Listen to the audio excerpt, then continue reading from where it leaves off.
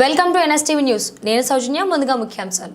రాజానగరం నియోజకవర్గం కోరుకొండ మండలం కాపవరం గ్రామంలో శ్రీ రాజరాజేశ్వరి ఆలయానికి రాజానగరం నియోజకవర్గం బీజేపీ కన్వీనర్ నీరుకొండ వీరన్న చౌదరి దసరా మహోత్సవం సందర్భంగా శ్రీ రాజరాజేశ్వరి అమ్మవారిని దర్శించుకుని అనంతరం మీడియాతో మాట్లాడుతూ అమ్మవారి ఆశీస్సులు రాష్ట్ర ప్రజలపై, రాజానగరం నియోజకవర్గ ప్రజలపై ఉండాలని తెలియజేశారు.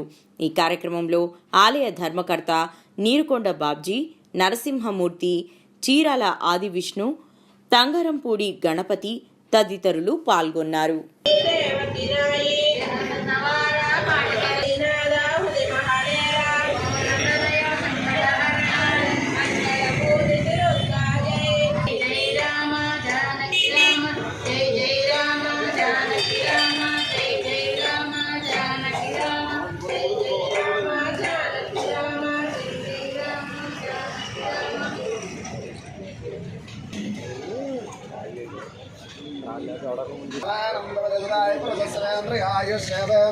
प्रतिष्ठते शतसंवत्सरं दीर्घमायो मनस्संकल्प सिद्धिरस्तु इष्टकाम्यार्थफल सिद्धिरस्तु व्यापाराभिवृद्धिरस्तु सकलकार्यसिद्धिरस्तु मनस्संकल्प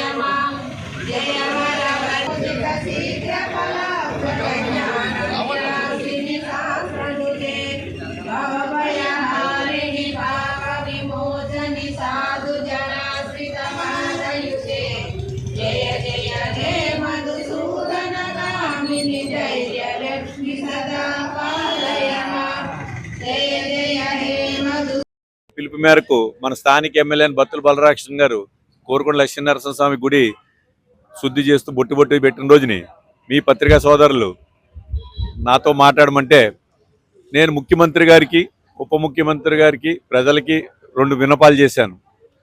ముఖ్యమంత్రి గారు ఈ కూటమి సభ్యులకి దర్శనం కలిగించండి, తిరుపతి విఐపి దర్శనం తగ్గించి 300 టికెట్లు ఇచ్చాన ప్రజలకి ఒక రాక్షస పరిపాలన పోయిందని దర్శనం కలిగించమని నేను కోరటం జరిగింది.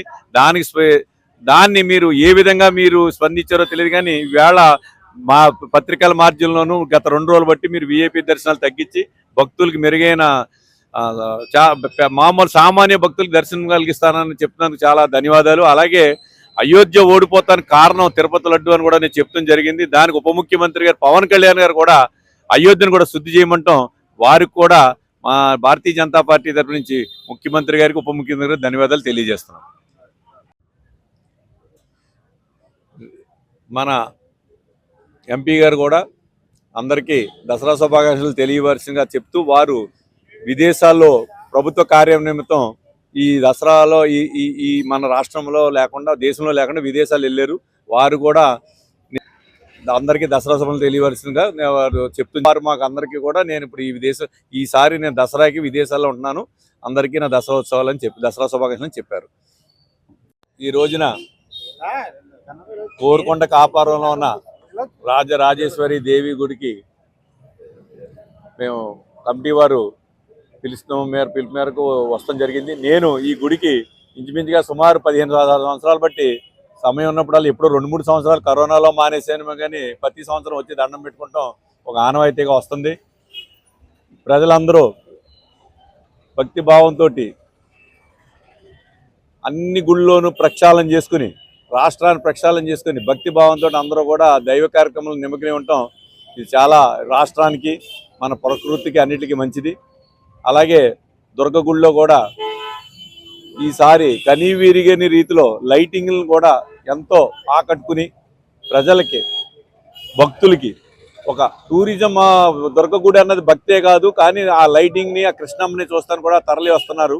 అలాగే మన గుళ్ళు, గోపురాలు ఎక్కడ ఉన్నా కానీ రాష్ట్రంలో అన్నింటినీ కూడా ఈ ఎన్డీఏ ప్రభుత్వం చాలా భక్తి శ్రద్ధలతోటి దేవాదాయ మంత్రి గారి ఆధ్వర్యంలో అలాగే ముఖ్యమంత్రి గారు ఉప ముఖ్యమంత్రి గారు అందరి ఆధ్వర్యంలోనూ అన్నీ కూడా సక్రమంగా దైవత్వంలోటి దసరా ఉత్సవాలు చేసినందుకు అందరికీ మా రాజానగరం నియోజకవర్గం తరఫున లేకపోతే తెలుగు ప్రజలందరికీ దసరా శుభాకాంక్షలు.